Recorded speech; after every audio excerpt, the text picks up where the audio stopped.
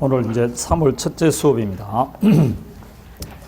저번 마지막 시간에 했듯이 3월달 수업이 기본서를 제일 많이 보는 시간이고 상세히 보는 시간입니다. 그래서 뭐 기본적으로 알 수 있는 거 이런 거는 다 생략하고 혼자 읽을 수 있는 것도 제가 생략한다고 그랬습니다. 그런 거 다 하기에는 또 뭐라고 시간이 너무 부족합니다. 그래서 제일 많이 보는 대신 이 말은 제일 상세히 본다는 뜻입니다. 그래도 중요한 것만 이렇게 보도록 그렇게 하겠습니다. 책은 2페이지부터 보면 되는데 2페이지는 사실상 뭐 이거 시험에 나오는 건 아니죠. 그래서 4페이지 펴보시면 됩니다. 이게 뭐 이렇게 많습니다. 자, 거기에 보면 법률관계라고 되어 있는데 우리가 지금 보는 게 법을 보죠. 근데 법은 사람이 사회생활할 때 지켜야 될 규범의 일종이다 그랬습니다. 그 규범은 도덕규범, 종교규범 등등 있는데 법이 아닌 다른 규범으로 맺어진 관계를 인간관계라고 그러고 법으로서 맺은 관계를 법률관계다 이렇게 말합니다. 그럼 인간관계와 법률관계가 다른 점은 법률관계는 강제성이 있다 그렇게 말합니다. 여러분 책 4페이지 첫 번째 줄 보면 그렇게 나옵니다. 강제력이 특징이다. 그러면 강제력이 있다는 게 뭘 말하냐? 결국은 법률관계를 유지한다는 것은 권리의무관계다 이렇게 말할 수 있습니다. 그래서 법률관계는 거기에 네 번째 줄 법률관계는 보통 법률관계 당사자 간의 권리의무관계로 나타난다 이렇게 말합니다. 그런데 사람은 권리에는 항상 상하는 의무가 마련인데 사람은 뭘 위주로 생활하냐면 권리 위주로 생활합니다. 그래서 결국은 권리 위주로 볼 것 같으면 내가 다른 사람과 법률 관계를 유지한다는 것은 결국은 무슨 관계로 볼 수 있다? 권리 관계다 이렇게 말을 하는 겁니다. 그러면 사회 시간의 변함에 따라 법률 관계도 계속 변해야 된다 안 변해야 된다? 변합니다.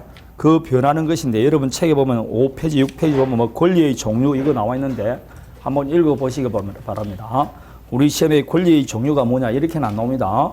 그래서 꼭 한번 그래도 읽어보시기 바랍니다. 권리 주체도 우리 시험 범위에 들어가는 거 아닙니다. 그래서 쭉 페이지 보면 12페이지 권리 변동입니다. 방금 말하듯이 법률관계가 변하면 권리가 변한다. 권리가 변하는 것을 다시 말하면 자세히 보면 권리의 발생, 변경, 소멸이다 이렇게 말합니다. 그래서 우리가 남과 법률관계를 유지하는데 법률관계는 사회생활의 변함에 따라 법률관계도 변한다. 법률관계가 변한다는 것은 권리 위주로 보면 권리가 변한다. 권리 변동이다 이 뜻입니다.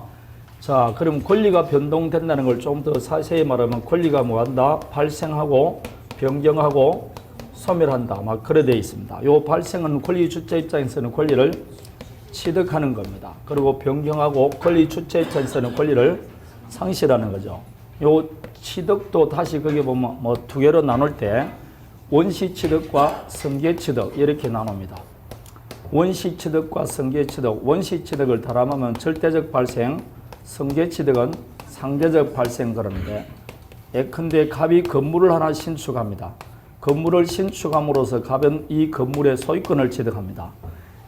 이 소유권 취득인데 이것은 남으로부터 권리를 취득한 게 아니고 자기가 처음으로 취득합니다. 이렇게 처음으로 취득하는 걸 원시 취득 이렇게 말합니다.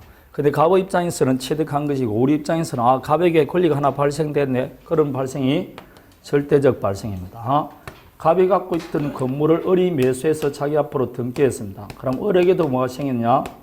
소유권이 생겼는데 이것은 갑의 권리를 이전받음으로써 생긴 겁니다. 이렇게 다른 사람의 권리를 기초해서 권리가 발생하는 것을 상대적 발생거리고 이런 취득을 성계취득이다 이렇게 말합니다. 그럼 이 양쪽이 다른 점은 여기는 나한테 권리를 주는 종전 권리자이라는 것, 전주라는 개념이 없는데 여기는 뭐가 있느냐? 전주라는 개념이 있습니다. 그래서 여기는 자기가 처음 취득하기 있기 때문에 전주라는 개념이 없습니다. 그럼 여기는 어떤 문제가 생기느냐? 나한테 권리를 승계시켜주는 사람이 하자 있는 권리를 승계시켜주면 나는 그 권리를 그대로 승계를 받기 때문에 나도 하자를 그대로 승계받습니다. 그래서 전주의 권리에 제한이 있거나 하자가 있으면 그걸 그대로 승계받는 것은 무슨 취득이냐? 승계취득입니다. 전주의 이 원시취득은 그런 게 없습니다. 그래서 나중에 보면 원시취득에 해당되는 게 대표적인 게 시효취득 있습니다. 그 후에 우주물 선점, 매장물 발견, 유실물서부터 부합, 혼화, 가공 이런 것들에 해당됩니다. 그래서 시효취득은 원시취득이기 때문에 전주에 제한된 권리는 전부 다 소멸한다 이런 말이 있습니다. 왜냐하면 전주의 권리를 승계받는 것이 아니고 소유권이라는 그 자체를 뭐라고 자기가 처음으로 취득한 것으로서 돌아가기 때문에 전주에 제한된 권리를 승계받지는 않습니다. 그래서 원시취득과 승계취득의 가장 큰 차이점은 전주의 권리를 승계받느냐 승계받지 않느냐 그 차이점입니다. 자, 그게 원시취득, 승계취득, 승계취득은 다시 뭐 이전적 승계, 설정적 승계 이렇게 나눈다 되어 있을 겁니다. 그걸 쭉 보면 문서문 알 수가 있겠죠. 그리고 만일 3월달 처음 보시는 분은 지금 여기 보면 이전적 승계 뒤에 보면 매매 교환 정려가 있고 포괄 승계는 상속이 있다. 다음에 뒤에 보면 뭐 권리 변경할 때 소멸됐다, 첨부가 있다는 등 손해배상 청구를 받겠다. 이게 지금 처음 하면 무슨 뜻인지 모릅니다. 그러니까 이 앞에 부분은 항상 책을 다 보고 난 다음에 민총을 다 본 다음에 앞에 걸 들어오면 훨씬 이야기가 더 쉽습니다. 그렇게 보시면 됩니다. 지금 하나하나 그거 뭐라고? 물건도 청구권이 손해배상 청구권으로 바뀌었다. 이게 무슨 말이냐? 손해배상 청구권이 뭐예요? 이렇게 공부할 필요가 없다 이 말입니다. 그 저절로 다 알게 되어 있습니다. 자, 그리고 18회 한 번 나오고 안 나왔지 않습니까? 그 확률이 없다 이 뜻입니다. 우리가 사회생활하면서 다른 사람과 법률 관계를 유지한다는 것은 끊임없이 권리를 취득하고 변경하고 살아가는 소멸시키는 관계가 뭐라고? 법률 관계를 유지합니다. 그럼 도대체 어떻게 하면 이렇게 권리가 발생, 변경, 소멸할 수 있느냐? 그 발생, 변경, 소멸되는 원인이 뭐냐 이 말입니다.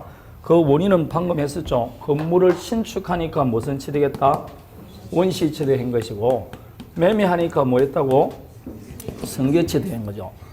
내가 변제를 하게 되면 저당권이 어떻게 된다? 소멸하는 것이고 목적물이 멸실되더라도 권리는 소멸합니다. 1번 저당권을 변제하게 되면 2번 저당권이 순위 성질함으로써 권리 변경이 있는 것이죠. 이렇게 변제, 멸실, 뭐 신축, 매매, 정려, 교환 그런 등등을 원인으로 권리가 변동됩니다. 그러면 그렇게 권리를 변동시키는 매매, 신축 그런 걸 뭐라고 말하느냐? 옛날 사람들은 그걸 전부 다 한꺼번에 묶어서 법률 요건이다 이렇게 말했습니다.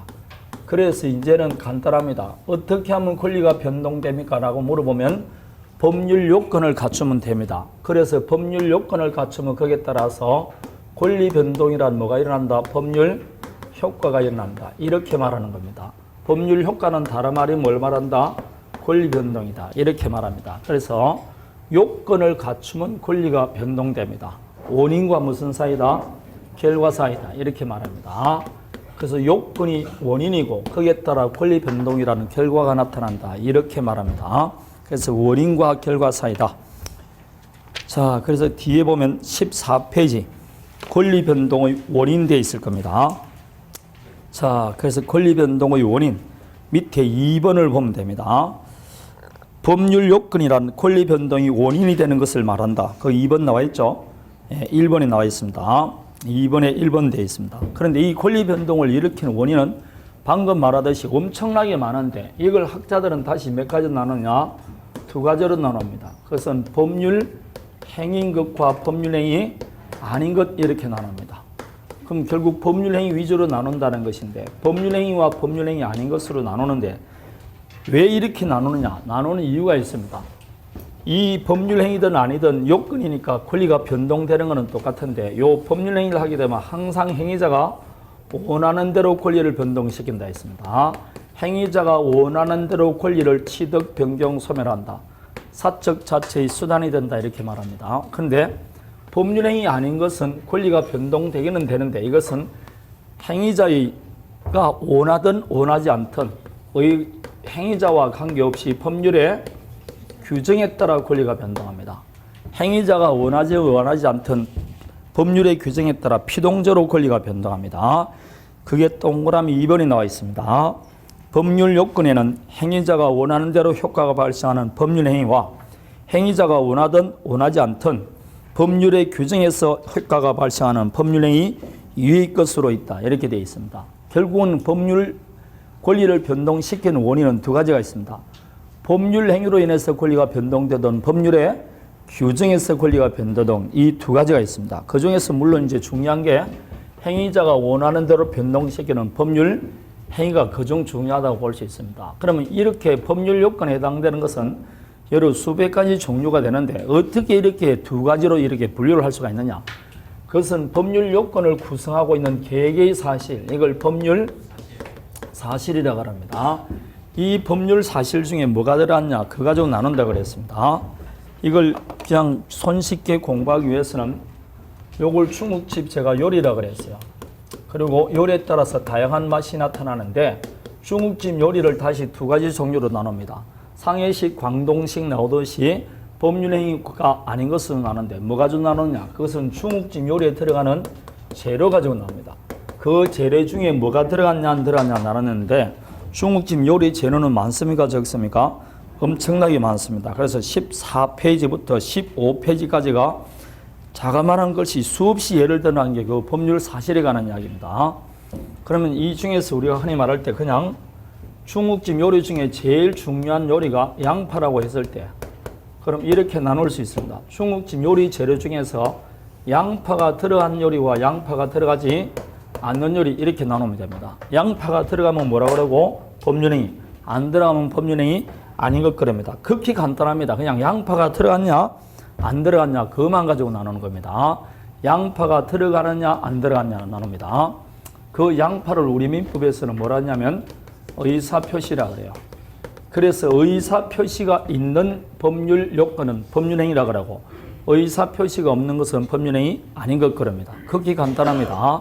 양파가 하나 들어가든 둘 들어가든 묻지를 않습니다. 그럼 차이는 나느냐? 엄청나게 차이 나죠. 요 법률 의사표시가 들어가는 법률행위는 행위자가 원하는 대로 권리를 변동시킵니다. 그렇지 않으면 법률의 규정에 따라 권리가 변동합니다. 그래서 차이가 엄청나게 많은 거죠. 요 법률 사실을 오른쪽 거기에 나눠보면 굉장히 복잡하게 나눕니다. 그냥 참고사항 보면 이것도 역시 3, 4월 지나고 나서 5, 6월 달 살펴보면 이 안에 있는 내용을 전부 다 한 번만 봐도 다 이해할 수 있습니다. 안에 내용을 다 배우기 때문에 지금 보면 또 암기만 해야 되니까 별 의미가 없습니다. 그리고 법률 사실이 따로 시험에 나오진 않아요. 이게 법률 사실도 사람의 정신장애와 관계 있는 것을 용태라고 그러고 사람의 정신장애와 관계 없는 것을 사건이라고 합니다. 그럼 정신장애와 관계 없는 것도 법률 사실이 될 수 있느냐? 있습니다. 이게 대표적인 게 시간의 경과 이런 것들입니다. 예컨대 부동산 점유 취득수가 되면 이 말은 시효취득이라는 요건을 갖추면 이 말입니다. 시효취득이라는 법률 요건을 갖추면 무슨 효과가 발생하느냐? 아까 무슨 취득한다? 원시취득이라는 법률 효과가 발생합니다. 그럼 이 부동산 점유 취득수라는 요리가 되기 위해서는 재료가 어떤 것이 들어있냐? 20년간 점유해야 됩니다. 다음에 소유여사로 점유해야 되고 평온 공연하게 점유해야 되고 등기해야 됩니다. 이 네 가지 재료가 들어가야만이 뭐가 된다고? 시효취득이라는 법률 요건이 되고 거기에 따라서 원시취득이라는 법률 효과가 발생하는 겁니다. 그래서 이 요리에는 재료가 몇 개 들어갔다? 4개 들어갑니다. 그 중에서 뭐가 들어갔냐? 20년이란 시간 경과가 들어갑니다. 그럼 20년이라는 것은 사람의 의사와 관계 있습니까? 없습니까? 없잖아. 그래서 이런 걸 사건이고 이렇게 사람의 정신장애와 관계 없는 것도 법률 사실이 될 수 있다. 이렇게 말합니다. 이 사람의 정신작용도 외부에 나타나느냐 안 나타나느냐에 따라서 외부적 용태와 내부적 용태로 나누는데 이 외부적 용태를 우리가 뭐라 하냐면 행위라고 합니다. 그래서 사람이 어떤 행위를 한다는 것은 그 사람이 갖고 있는 생각을 외부에 나타내는 게 뭐라고? 행위입니다. 아무 생각 없이 나타내는 것은 그런 걸 행위라고 보지 않습니다. 그래서 이런 걸 행위라고 그러고 외부에 나타나지 않지만 뭐라고? 영향을 미치는 걸 이걸 의식이라고 합니다. 그래서 나는 어떤 사실을 알았다, 몰랐다, 선의하기입니다. 선의하기는 외부로 보면 알 수 있다, 없다? 없죠. 심적 상태 아닙니까? 어떤 사실을 아는지 모르는지 하는 거 아닙니까? 그러니까 이런 걸 의식이다 이렇게 말합니다. 그래서 의식이 있다, 아니면 이렇게 할 때 다 사람이 의식 있는 행동을 한다. 그런 말을 하지 않습니까? 이렇게 내부적 용태를 의식이라고 그러고 이것도 법률 사실이 될 수 있다. 그럼 내 의사를 외부에 나타내더라도 이게 법이 허용하는 행위, 적법한 행위도 있고 허용하지 않는 위법한 행위도 있습니다. 위법 행위가 대표적인 게 뭐가 있냐? 당연히 불법 행위입니다. 근데 불법 행위만 아니고 채무불이행도 위법 행위로 봅니다. 그래서 우리 민법상은 위법 행위가라면 불법 행위와 채무불이행입니다. 요 두 가지 요건을 갖추면 손해배상 청구권이 발생합니다. 그래서 앞으로 손해배상 청구권은 그러면 둘 중에 하나입니다. 불법 행위든지 채무불이행이든지 둘 중에 하나입니다. 그래야만이 손해배상 청구권이나 행위가 나타납니다. 이거는 법이 허용하지 않는 겁니다. 그 외부적 용태 중에서 적법한 외부적 용태에 해당되는 게 뭐라고? 의사표시. 의사표시를 제외한 나머지는 다 뭐라고 그러느냐? 준법률행위라고 그럽니다. 준법률행위라고 그럽니다. 그러니까 이걸 조금 이따가 준법률행위하고 법률행위는 비교를 할 겁니다. 이렇게 밑에 쭉 오른쪽에 구분이 되어 있습니다. 이해되겠습니까? 의사표시를 제외한 나머지는 다 뭐라고 그런다고? 준법률행위 이렇게 말합니다. 자, 그러면 다시 뒤로 넘겨보면 21페이지 나옵니다. 법률행위 나옵니다. 여기서 왜 이제 법률행위 나오느냐 하면 지금 법률행위는 행위자가 뭐라고? 원하는 대로 권리를 변동시킨다 했습니다. 맞습니까? 그럼 이 법률행위는 반드시 뭘 가지고 있다? 의사표시를 가지고 있습니다. 그러면 반드시 의사표시를 가지고 있다. 그러면 경우에 따라서는 의사표시가 없는 법률행위도 있을 수 있다 그러면 맞습니까? 틀립니다. 반드시 가지고 있어야 됩니다. 그래서 이걸 유식하게 말하면 필수 불가결 요소다. 제가 그렇게 말했습니다. 의사표시 없는 법률행위는 존재할 수가 없습니다. 두 번째, 그러면 법률행위는 의사표시를 유일한 구성요소로 한다 그러면 됩니까? 틀린다 했습니다. 의사표시만 있다 그러면 안 돼요. 방금 제가 시효취득 할 때도 그 법률 사실이 지금 하나만 있었으면 여러 가지가 있었습니까? 그렇죠. 이 법률행위는 양파를 반드시 가지고 있다는 것이지 양파만 있다는 뜻은 아닙니다. 다른 법률 사실도 들어갈 수 있게 없게 있습니다. 그래서 만자 붙으면 안 됩니다. 그럼 의사표시는 법률행위다 그럼 맞습니까? 아니죠. 이 의사표시는 어디에 속한다? 양파는 법률 사실인 재료에 속하는 겁니다. 그러나 법률행위는 뭐라고? 요리에 속하는 겁니다. 법률 요건에 해당되는 겁니다. 그래서 이거는 법률 행위에 들어가는 재료에 불과하지 의사표시 자체가 곧 법률행위다 그러면 안 됩니다. 양파는 곧 요리다 그렇게 할 수는 없습니다. 그러나 이 양파에 하자가 생기면 요리에도 영향을 미친다 안 미친다? 미칩니다. 그래서 의사표시에 흠결이 있거나 하자가 있으면 바로 법률행위에 영향을 미칩니다. 사기강박으로 내가 의사를 표시하면 그 법률행위는 취소할 수 있고 착오로 인해서 의사를 표시하면 그 얘기도 뭘 할 수 있다? 취소하는 겁니다. 이렇게 바로 영향을 미칩니다. 그래서 나중에 우리가 법률행위를 해석한다는 것은 곧 의사표시를 해석하는 것이다. 이렇게 말합니다. 이게 이 법률행위와 의사표시의 관계입니다. 법률행위 그러면 의사표시와 떼와 뗄 수 없는 관계를 가집니다.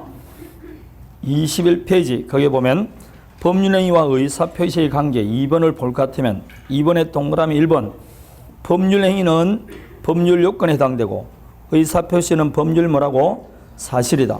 그러나 1번 마지막 줄 보니까 의사표시가 법률행위의 유일한 요소인 것은 아니다 되어 있을 것이고 2번 의사표시를 불가결 요소로 한다. 따라서 한 개 이상 의사표시가 포함되어 있지 않는 법률행위는 존재할 수가 없다. 이렇게 되어 있는 겁니다. 자, 다음에 뒤에 3번 의사표시에 결함이 있으면 법률행위 전체에 바로 영향을 미친다, 미친다? 미친다. 그리고 이 법률행위는 행위자가 원하는 대로 권리를 변동시키기 때문에 그 사측 자체에 수정해야 된다. 그렇게 밑에 나와 있는 겁니다. 자, 그럼 이 법률행위가 왜 이렇게 중요하냐? 자, 왜 이렇게 중요하냐면 지금 우리가 법률행위든 법률행위가 아니든 요건을 갖추면 권리가 변동된다 그러는데 이 권리가 뭐가 있느냐 이 말입니다. 권리는 크게 분류를 할 때 무엇에 대한 권리냐에 따라서 재산에 대한 권리와 신분에 관한 권리 이렇게 두 가지로 나눕니다. 이걸 신분권을 뭐라고 하는다 했자면 요즘 가족권이다 그렇게 말합니다.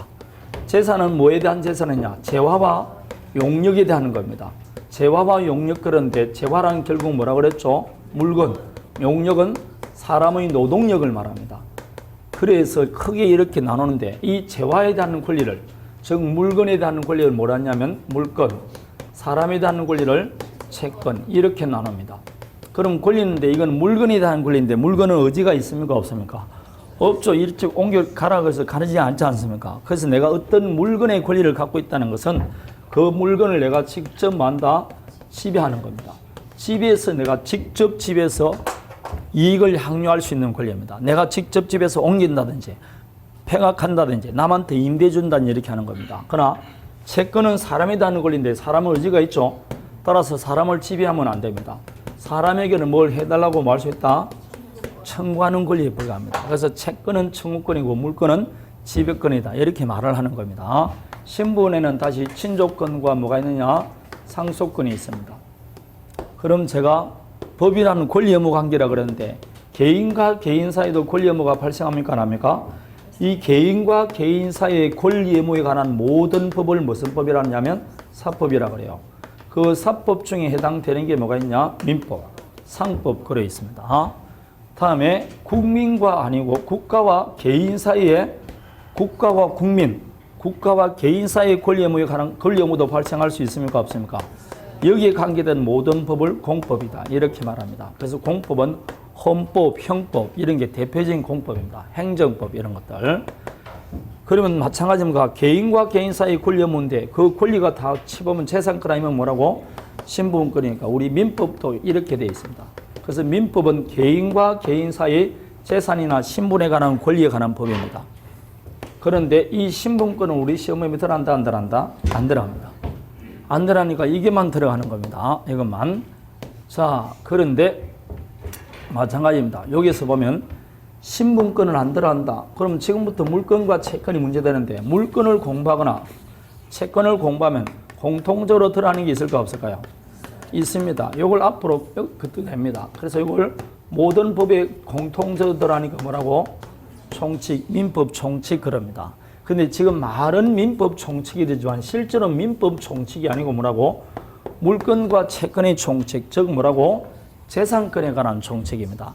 그래서 지금부터 우리가 민법 총칙을 보는데 이 민법 총칙은 근본적으로 어디에는 적용이 안 된다? 신분법에는 적용이 안 됩니다. 계속 물어봅니다. 신분행위에 적용되느냐? 적용 안 됩니다. 107조부터 표시부터 110조 사기강박 적용 안 돼요.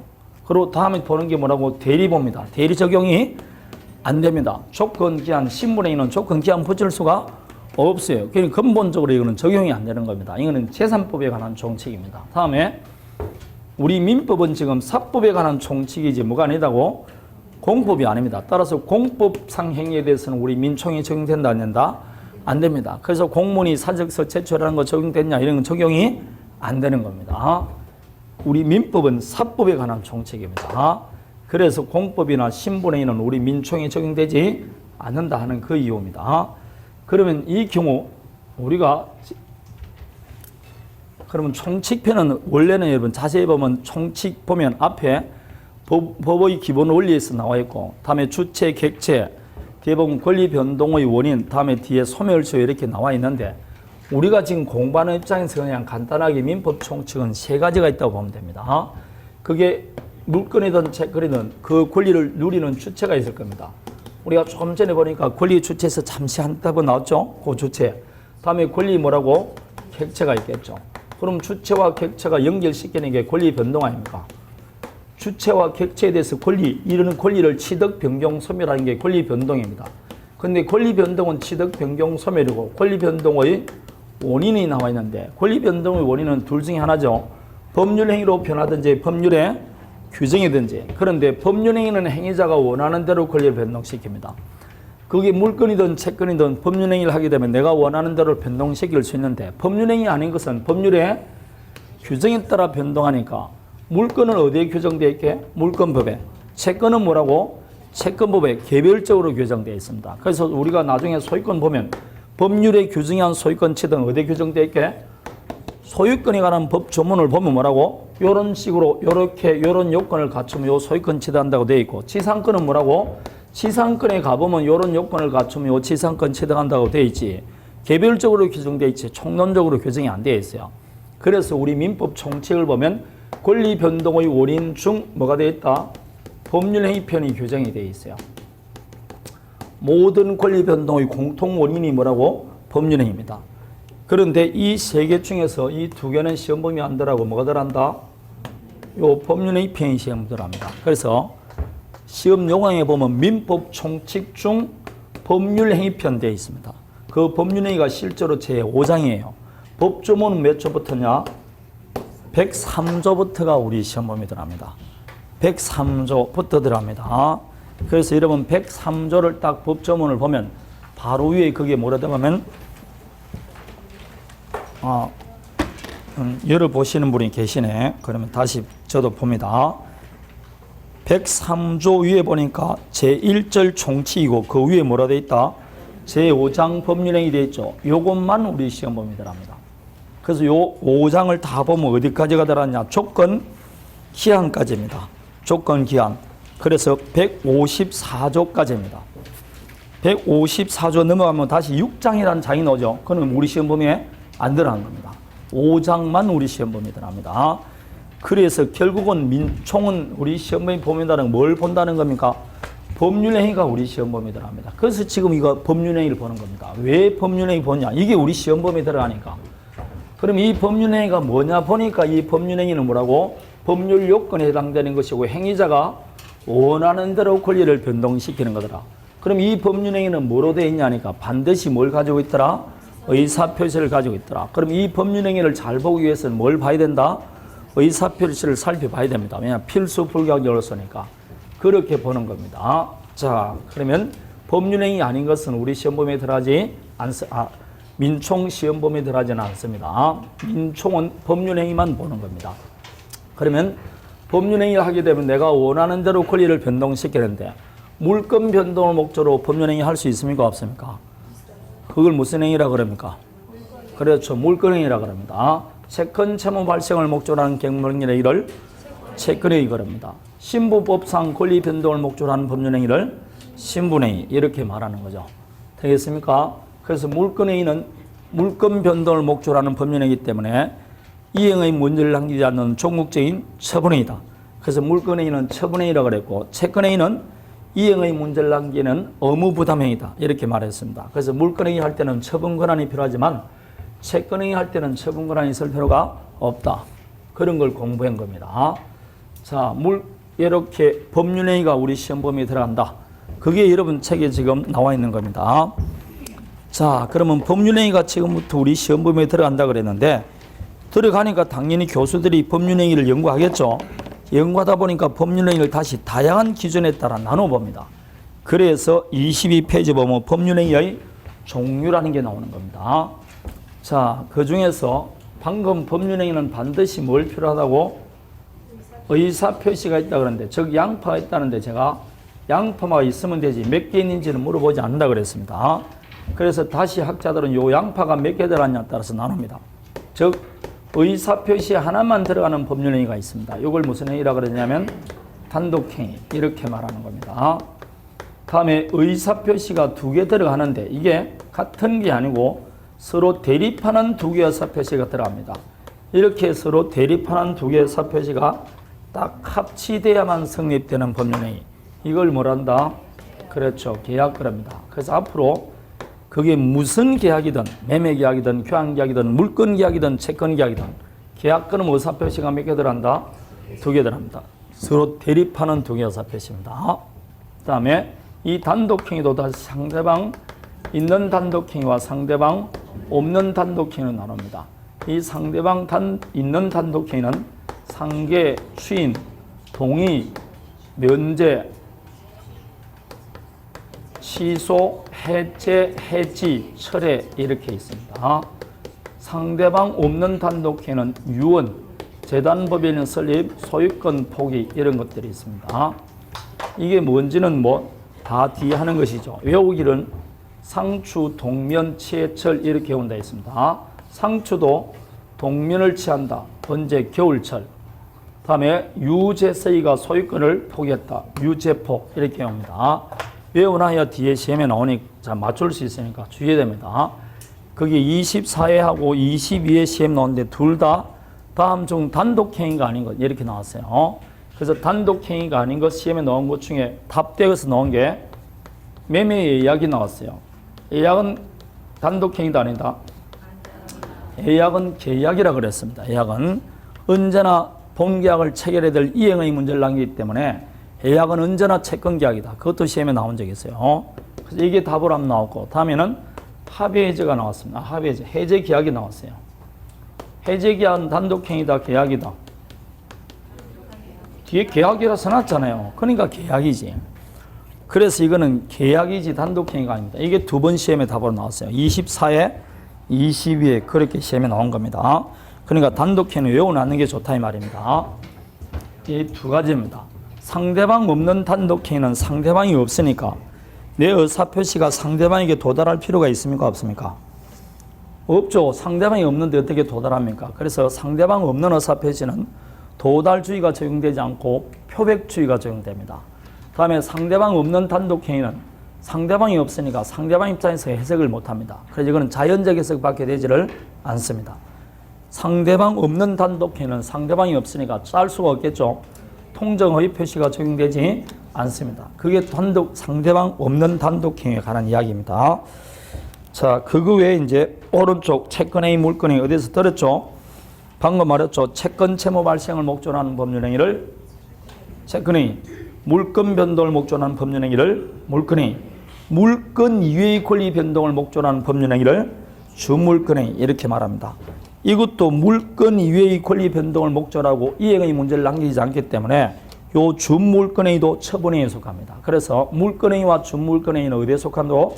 처분행위고 채권행위는 처분행위에 속하지 않습니다. 그래서 처분행위 그러면 물권행위 플러스 뭐라고? 주물권행위입니다. 자, 물권 이외의 권리 대표적인 채권이 있지 않습니까? 채권 변동을 목적으로 하는 법률행위를 뭐라고? 주물권행위 이렇게 말하는 겁니다. 자, 그래서 채권 양도, 채무 면제 이런 것들이 주물권행위입니다. 요식행위는 일정한 방식을 갖춰야 되는 게 뭐라고? 요식행위인데 대표적인 게 뭐가 있게? 밑에 유언이라 되어 있지 않습니까? 유언은 일정한 방식을 갖추지 않으면 유언이 성립한다 안 한다? 안 한다. 그래서 밑에 참고해 보니까 뭐 자필정서, 녹음, 공정정서, 비밀정서 이런 나와 있죠. 이런 요건을 갖춰야 됩니다. 자, 다음에 뭐 다른 거는 다 읽어보면 문제없고 출연행위, 비출연행위는 자기 재산을 감소시키고 타인의 재산을 증가시키는 행위가 뭐라고? 출연행위입니다. 매매도 출연행위고 정려계약도 출연행위입니다. 정려도 자기 재산이 감소됩니다. 다만 매매계약은 출연행위 대가가 있습니까? 없습니까? 내가 아파트를 매매하면 내 아파트 소유권이 날아가지만 대신 대금을 받지 않습니까? 그런 걸 유상행위라고 합니다. 대가 있는 출연행위를 유상행위라고 그러고 정려계약은 출연행위는 출연행위지만 대가 없죠? 대가 없는 것을 무상행위 이렇게 말합니다. 그래서 정려와 사용대차는 제가 무상이라고 그랬습니다. 정사무상 그렇게 외우라 그랬죠. 자, 다음에 오른쪽 주된행위, 종된행위 요거는 또 기억해야 됩니다. 어떤 법률행위가 유효하게 존재하기 위해서는 다른 법률행위가 존재한다는 전자에서만 성립하는 게 있습니다. 대표적인 게 저당권은 담보물권인데 돈 빌린 적이 없으면 담보물권이 있을 필요가 있습니까? 없습니까? 받을 돈이 있어야만이 저당권이 필요하겠죠. 받을 돈 채권 아닙니까? 그래서 피담보 채권이 없으면 저당권은 존재할 수가 없다. 그래서 피담보 채권이 주된 권리고 저당권은 종된 권리입니다. 그래서 다른 말로 하면 금전 소비대차 계약이 주된 행위고 저당권 설정 행위는 종된 행위 이렇게 되는 겁니다. 주된 행위, 종된 행위. 다음에 부부재산 계약이라는데 이 부부재산 계약은 부부관계가 존재할 때 부부재산 계약이 있는 것이지 부부관계가 했을 때면 부부재산 계약이 있을 필요가 있습니까? 없습니까? 없죠. 그러니까 부부재산 계약은 혼인계약이 뭐라고? 종된 계약이다 이렇게 말하는 겁니다. 특히 저당권은 종된 권리입니다. 주된 권리가 아니고 그거 헷갈릴 수 있으니까 잘 비해야 돼요. 피담보채권이 주된 권리고 담보물권은 무슨 계약이라고? 종된 권리입니다. 담보물권은 종된 권리입니다. 그래서 부종성 그랬지 않습니까? 피담보채권에 부종합니다. 성립상 부종성, 이전상 부종성, 소멸상 부종성 그러지 않습니까? 따라서 피담보채권이 소멸되면 담보물권은 무조건 소멸합니다. 말소 등기할 필요 없이 소멸합니다. 187조에 따라 소멸합니다. 왜냐? 주된 권리가 없어지니까 종된 권리도 그대로 뭐라고? 없어지는 겁니다. 자, 이렇게 다양하게 나눕니다. 이해되겠습니까? 자, 다음에 26페이지를 가봅니다. 이제 여러분, 무상행위에 정려와 사용대차가 있다고 저번에 말씀드린 뒤에 계약법에서 나옵니다. 정려와 뭐는 사용대차는 무조건 뭐라고? 무상입니다. 이런 걸 외워놓는 게 굉장히 좋아요. 그래서 정사무상 이렇게 외웁니다. 그래서 정려와 사용대차는 무상행위다. 정려계약과 사용대차계약은 무상계약이다. 이렇게 기억하면 됩니다. 그래야만이 뭐라고? 맞출 수 있죠. 24회 보세요. 법률행위 종류에 관해서 틀린 거 2번 보면 상대방 없는 단독행위인데 계약 해제되어 있죠. 계약 해제가 상대방 없는 겁니까? 상대방이 있는 단독행위 아닙니까? 상대방 없는 단독행위 유죄포, 유언, 재산보증의 설립, 소유권 포기입니다. 그냥 공짜로 주는 문제 아닙니까? 이런 거. 그런데 다른 거는 잘 안 물어봅니다. 이거 이렇게 여러 개 나오더라도 물어보는 거는 뭐라고? 단독행위를 물어봅니다. 다른 것까지 다 일일이 다 물어볼 수는 없지 않습니까? 그리고 5번 보면 무상행위에 뭐라 했다? 정려 나와 있지 않습니까? 그리고 우리가 나중에 임대차 배우면 당연히 임대차는 유상이라는 걸 당연히 알게 됩니다. 저절로 알게 되는 겁니다. 자, 다음에 그러면 이 법률의 그 밑에 3번 처분행위라고 되어 있죠. 지상권 설정, 지상권은 물권이죠. 이게 물권행위입니다. 물권행위는 다 무슨 행위라고? 처분행위 이렇게 말하는 겁니다.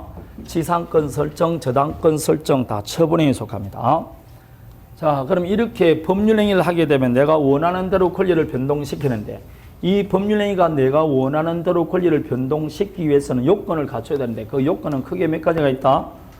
2가지가 있습니다. 성립요건과 뭐가 있다? 효력요건이 있습니다. 이 말은 법률행위가 성립됐다 해서 바로 효력이 나타나는 게 아니고 효력요건을 따로 갖출 때가 있다는 겁니다. 예컨대 갑과 할 사이에 갑이 아파트를 정리한다고 이야기했습니다. 1월 2일 날 정리한다고 이야기하고 도장까지 찍었어요. 찍었다는 건 정려계약이 뭐였다고? 성립했습니다. 그런데 갑이 하는 말이 공인중개사 시험에 합격하면 주겠다는 겁니다. 그러면 이 합격은 정려계약의 성립요건과는 관계없고 정려는 성립됐고 소유권 취득이라는 효력이 발생되기 위해서는 뭐 해야 된다고? 합격이 돼야 돼요. 근데 이거는 소유권 취득이라는 효력이 발생되기 위한 요건이지 성립요건과 하는 거 한계가 없다. 거꾸로 말하면 성립됐다 할지라도 아직 어른 소유권 취득한다 못한다. 소유권 취득이 효과인데 그 효력이 발생 안 한다니까 뭐가 돼야만이? 그러니까 성립요건과 효력요건은 나눠볼 수가 있다. 그렇게 말하는 겁니다. 그럴 때 법률행위가 단독행위든 계약이든 방금 말하던 종대행위든 주된행위든 유인행위든 무인행위든 간에 법률행위가 되면 반드시 성립하기 위해서는 반드시 들어갈 요건이 있습니다. 이걸 모든 법률행위에 다 필요하기 때문에 일반적 성립요건이라고 합니다. 몇 가지가 있느냐? 3가지가 있습니다. 그 중에 하나는 했었죠. 의사표시는 반드시 들어가야 됩니다. 그리고 의사표시라는 주체, 당사자입니다. 다음에 의사표시의 내용, 목적입니다. 그래서 당사자, 목적, 의사표시 이게 반드시 들어갈 일반적 성립요건입니다. 물론 이것만 있으면 대부분은 성립하는데 이거 왜? 다른 게 들어가야만이 성립하는 법률행위도 있기는 있습니다. 혼인의 경우는 뭐 해야 된다? 그렇죠. 혼인하겠다는 의사표시만 있어서는 안 돼요. 혼인 신고를 하지 않으면 혼인이 성립이 안 됩니다. 이건 특별히 혼인할 때만 필요하니까 뭐라고? 특별 성립요건 이렇게 말합니다. 조금 전에 유언도 일정한 방식을 갖추지 않으면 유언 자체가 성립이 안 됩니다. 이런 것들을 특별 성립요건 그럽니다. 질권을 설정할 때도 질권은 전담포입니다. 물건을 맡기지 않으면 질권의 성립 자체가 안 됩니다. 그래서 물건의 인도 이런 것들은 특별 성립요건이다. 그럼 성립되면 다 효력이 발생하느냐? 아닙니다. 당사자가 있더라도 당사자 능력, 즉 권리 능력, 의사 능력, 행위 능력이 있어야 되고 목적이 있더라도 목적이 확정, 가능, 적법, 사회적 타당성이 있어야 된다. 이거 다 나중에 합니다. 의사와 표시가 뭐하고 일치하고 하자가 없어야 된다. 이게 일반적 효력요건입니다. 물론 그 외에도 필요한 것이 있다. 방금 같은 경우 정려계약하면서 조건을 붙였죠.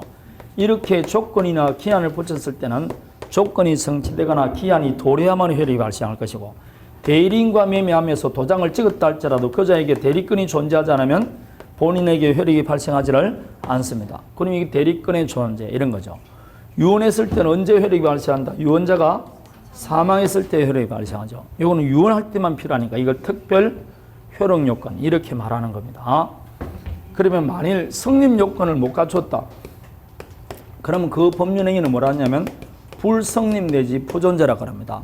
계약을 체결하기 위해서 두 사람이 협상을 하다가 안 돼버렸어요. 그럼 도장 안 찍었습니다. 도장 안 찍으면 권리 의무가 발생합니까 안 합니까? 그래서 불성립 부존재 그러죠. 문제는 이 법률행위가 성립은 했어요. 근데 효력 요건을 못 갖췄을 때 어떻게 할 거냐 이 문제가 생기죠. 처음부터 성립을 안 해면 좋은데 그럼 일단은 성립은 했고 효력 요건을 갖추지 못했을 때는 그때는 무효 아니면 취소합니다. 취소한 법률행위는 처음부터 무효로 보니까 결국 무효가 됩니다. 따라서 무효니 유효니 취소니 하는 말은 무슨 요건을 안 갖췄을 때? 효력 요건을 안 갖췄을 때지.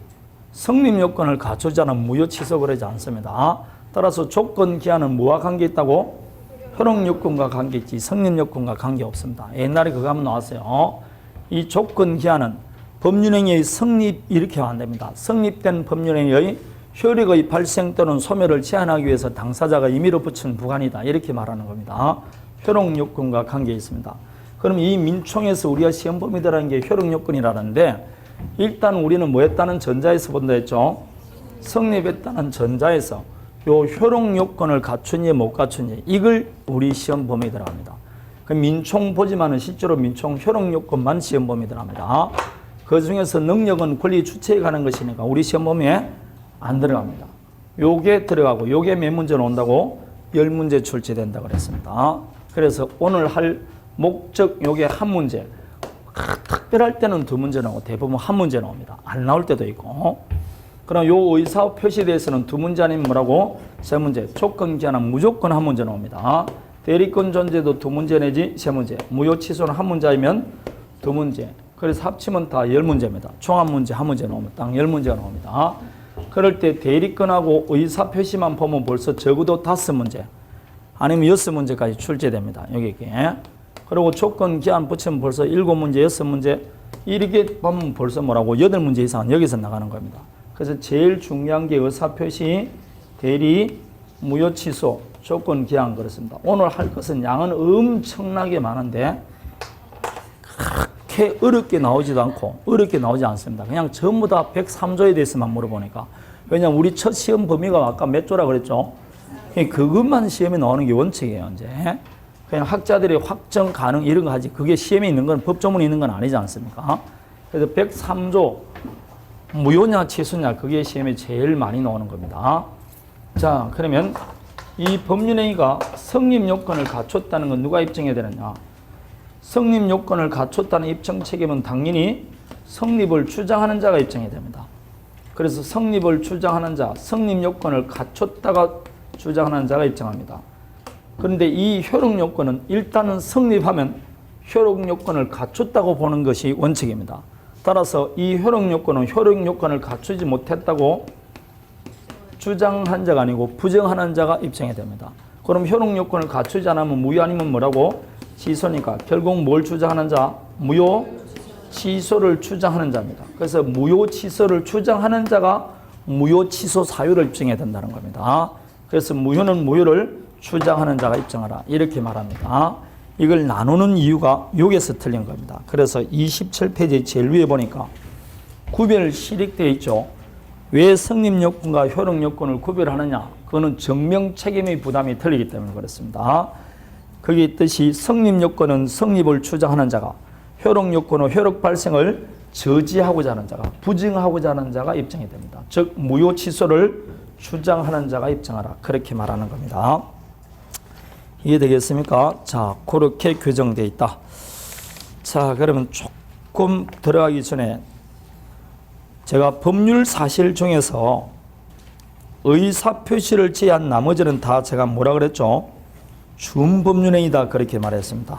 맞습니까? 그 준법률행위에 대해서 잠시만 볼 것 같으면 여러분 책에 보면 15페이지에 거기에 준법률행위가 나와 있고 다시 또 뒤에 핵심 정리해서 뭐라고? 또 준법률행위 이렇게 딱 나와 있을 겁니다. 되겠습니까? 네, 거기에 보면 나와 있는데 이 준법률행위는 다시 몇 가지로 나누냐? 두 가지로 나눕니다. 준법률행위도 다시 표현행위와 비표현행위로 나누는데 요즘은 비표현행위라 그러지 않고 사실행위라고 합니다. 되겠습니까? 사실행위라고 합니다. 이 표현행위는 다시 여러분 책에는 세 가지가 되어 있을 겁니다. 그게 의사의 통지와 관념의 통지,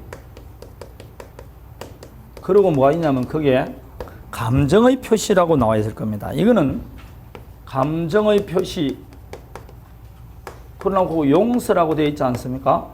예, 이게 이제 친상수법인데 이거는 볼 필요가 없습니다.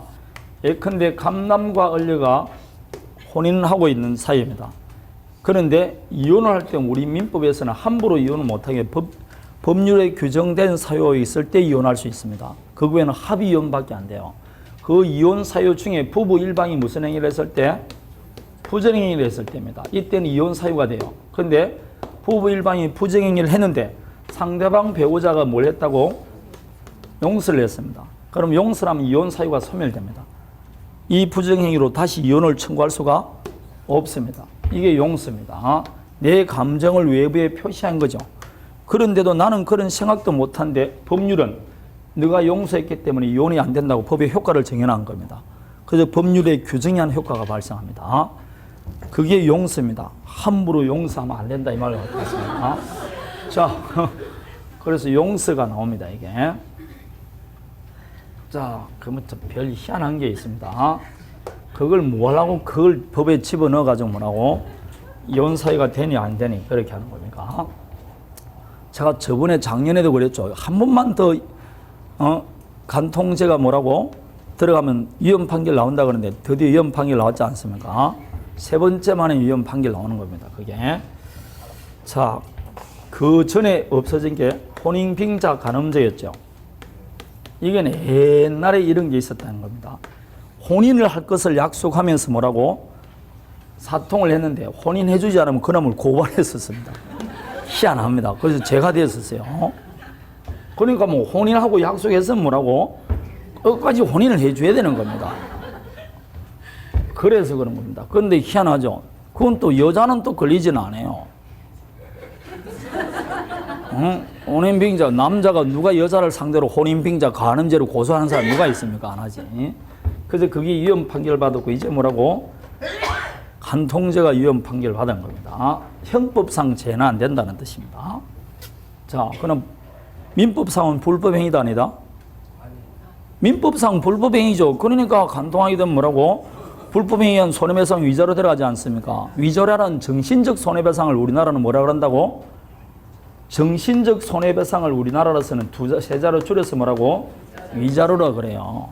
우리가 말하는 손해배상은 정신적 손해가 아니고 뭐라고? 경제적 손해를 손해배상이라 그러고 정신적 손해배상은 그냥 정신적 손해배상 거라고 위자료 이래 부르는 겁니다. 다 불법행위입니다. 채무불이행했지 않습니까? 혼인도 계약입니다. 혼인 계약이기 때문에 혼인이 계약입니다. 그래서 청혼하지 않습니까? 청약을 혼인해서는 뭘 한다고? 청혼이라 그런다니까. 청약. 그래서 상대방이 예스 할 때 혼인이 되는 겁니다. 그 약속에는 거기에 따라 뭐라고? 혼인에는 법조문에 따라서 여러 가지 의무가 부과됩니다. 거기에 정조 의무가 있어요. 동거 의무가 있고 그런 거 있습니다. 동거해줄 의무가 있습니다. 부부간에는. 부부는 동거 의무가 있습니다. 그리고 유기해서는 안 되고 이런 여러 가지 의무가 있다니까요. 그걸 위반했으니까 불법행위가 되는 거죠. 그러니까 형법상 죄가 안 된다는 거지. 이제 민법상은 뭐라고? 죄가 됩니다. 그래서 민법상 죄를 더욱더 뭐라고 강화시키자 그러지 않습니까? 지금 형법상 범죄가 안 되니까 민법상은 더욱 강화시키죠. 그러니 일본, 미국처럼 뭐라고 결혼하더라도 뭐라고 동거만 한다든지 결혼 안 하고 동거만 한다든지 결혼하더라도 무슨 신고를 안 한다고 혼인신고 잘 안 하는 겁니다. 이게 안 하는 이유고 도장 찍으면 그때부터 남자는 쪽박 차게 되니까 나오면 그냥 뭐라고 엄청나게 많은 유자를 물어주는 겁니다. 그래서 잘 안 하는 거죠. 이게 계속 오래되면 사람들이 그렇게 바뀐다니까요. 우리도 위자료가 계속 커지면 그게 1년 지나고 한 10년, 20년, 50년 지나고 있죠. 서서히 뭐라고 혼인을 혼인신고를 점점 안 하게 돼 있다니까요. 그럴 때는 이제 뭐 한다? 부부 별산제 해가지고 이제 부부 재산 계약 막 이런 게 나오는 겁니다. 결혼하기 전에 벌었던 돈에 대해서는 서로 타치를 하는 이런 서류를 다 작성한다니까요. 그런 서류를 작성해야만이 뭐라고 이혼이 되더라도 그런 게 없죠. 그 지금 이혼 사회가 좀 많이 무너졌어요. 옛날 사람들 아닙니까? 요즘 뭐라고 젊은이들은 결혼할 때 다 무슨 결혼할 때 뭐 한다고 부부 재산 계약을 다 하고 한다니까. 우리는 아니더라도 외국 같은 데는. 그러니까 뭐가 없다고 그리 큰 이혼 사유가 금액이 크게 안 들어가는 겁니다. 옛날 사람들은 그런 걸 모르고 했으니까 그렇죠. 지금 60, 70대 되는 사람들 이혼하면 막 1조 원씩 물어주는 사람 있지 않습니까? 재벌들 말입니다. 그렇게 되는 겁니다, 그게. 그래서 또 그런 재산제가 딱 나온 겁니다. 부분 재산 같은 거. 자, 의사의 통제에 해당되는 게 무슨 최고 되어 있습니다. 무슨 거절만 나오면 뭐라고? 의사의 통제고, 뒤에 관념의 통제했을 때 뒤에는 뭐라고? 통지가 나오면 다 뭐라고? 관념의 통제입니다. 그래서 이걸 외울 때는 의사들이 최고로 거절을 잘한다. 이렇게 옵니다. 의사들이 최고로 거절을 잘한다. 이걸 외우면 관념의 통제는 구태 외울 필요가 없습니다. 되겠습니까? 의사들이 거절을 최고로 잘한다. 그렇게만 외우면 됩니다.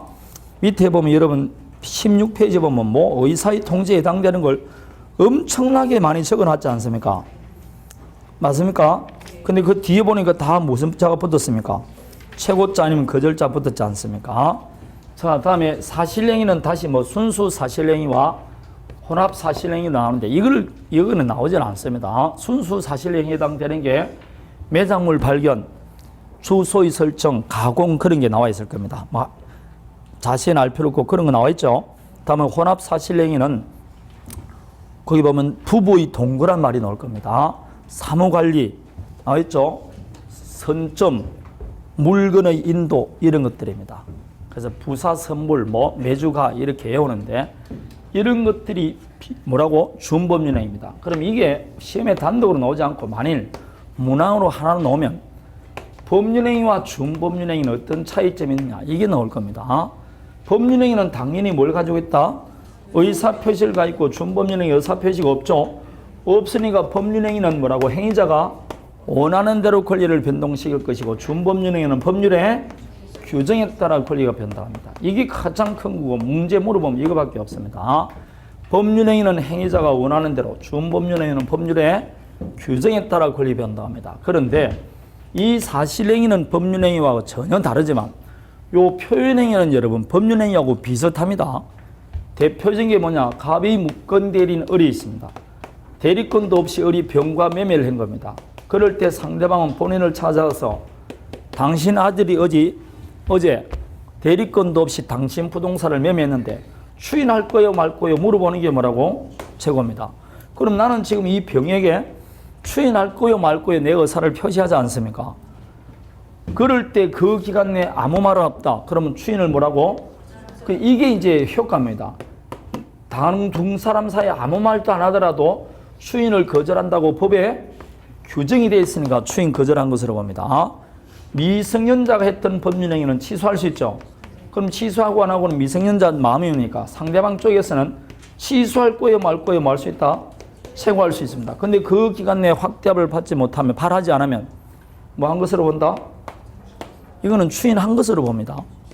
이거는 추인 거절한 것으로 보는 게 아니라니까. 이건 추인한 것으로 봅니다. 이거는 추인을 뭐라고? 그러니까 최고에 따라서 어떤 최고는 거절한 것이고 어떤 최고는 뭐라고?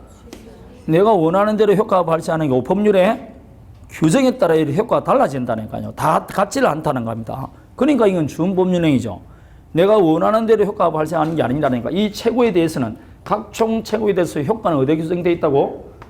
법률에 규정되어 있지. 내가 원하는 대로 효과가 발생하는 게 아니에요. 그래서 이게 준법률행위라는 겁니다. 그러면 물어보는 것은 내 의사를 외부에 표시한 것은 사실 아닙니까? 다만 그 효과가 뭐 규정되어 있다고? 법률에 규정되어 있으니까 이거 법률행위하고 비슷하다 해서 준법률행위라고 합니다. 혹은 법률적 행위라고 합니다. 그래서 요 두 개는 뭐하고 비슷하다고? 법률행위하고 뭐라고? 비슷하니까 나중에 요 두 개는 법률행위 관한 경우를 유추 적용하는 경우가 있게 없게 있습니다. 그래서 나중에 요 뒤에 대리가 허용되는 범위에 보면 의사의 통제와 관념의 통제는 대리가 허용된다고 나오는 겁니다. 그래서 요거는 준법률행위도 의사의 통제와 관념의 통제는 법률행위에 관한 규정을 뭐라고?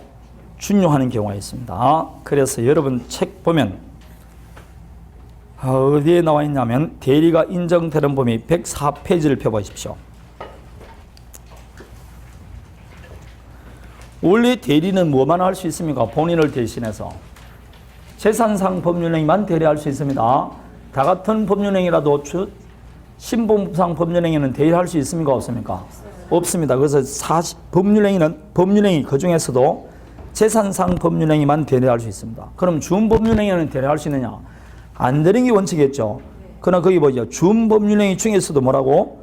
의사의 통제와 관념의 통제는 대리에 관한 규정을 유추 적용할 수 있다. 판례도 밑에 유추 적용된다 했어요. 왜냐? 요 두 개는 뭐하고 비슷하다고?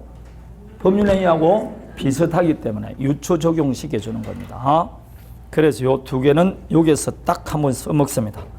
그러나 다 같은 준법률행위라도 사실행위는 대리할 수 있어 없어요? 그래서 불사실은 대리할 수 없다. 불법행위, 사실행위, 신분행위는 대리할 수 없다. 그렇게 해오는 겁니다. 불사실은 대리할 수 없다. 자, 그게 방금 했던 법률행위와 준법률행위 차이점입니다. 자, 이제 본격적으로 우리 시험 보면 들어가는 거 목적부터 봅니다. 책 20 몇 페이지더라? 9페이지부터입니다. 목적. 자, 조금 쉬었다 할까요? 쉬었다 합니다.